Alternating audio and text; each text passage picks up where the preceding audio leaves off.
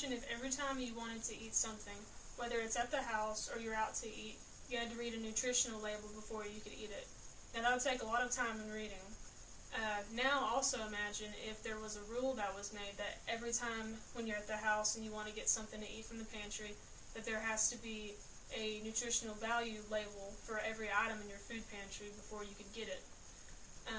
This is happening on a much larger scale in places such as McDonald's and Subway and other fast food restaurants. There has actually been laws that have been made that mandate the nutritional disclosure of these restaurants to its customers concerning the nutritional value. And one of these laws is the Nutritional Labeling and Education Act of 1990. And what this law does, it gives the FDA power to, upon request, ask the nutritional information of these fast food restaurants. But it's upon request, so they at least have to have it available if someone asks. And also another rule, according to WTPlaw.com, is the Patient Protection and Affordable Care Act of 2010.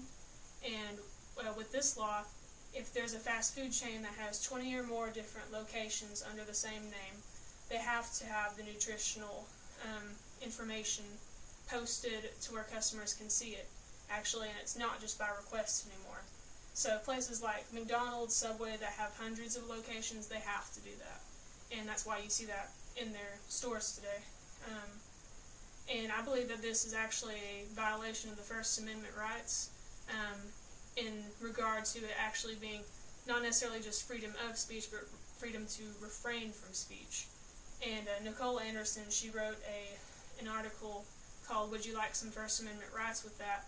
And she's talking about how the part where it's refraining from speech is violated right there. So really, if the restaurants don't want to disclose that information publicly and just without it just being upon request, they shouldn't have to do that. And one reason that the government is wanting people to, these fast food chains, to post their nutritional information is to try to combat obesity in the U.S. But truly though, anybody who's coming to a fast food restaurant ought to know that they're at least going to be consuming about at least 600 calories by the time they are done at this fast food chain.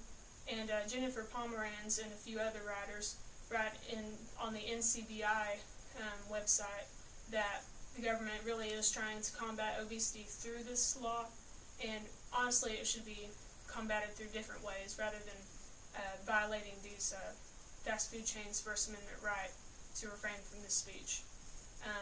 Which leads me to my next point, that these laws should be reversed because they are unconstitutional.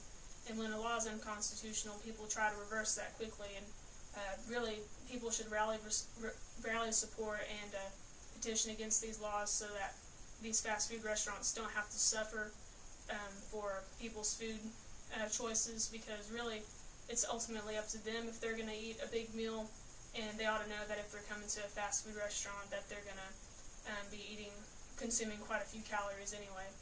So that is my topic, and pretty much it's just like a violation of rights to make these fast food restaurants disclose their nutritional information if they don't want to. They can, if they want to, but they shouldn't have to be made to do that, and that's my opinion on that.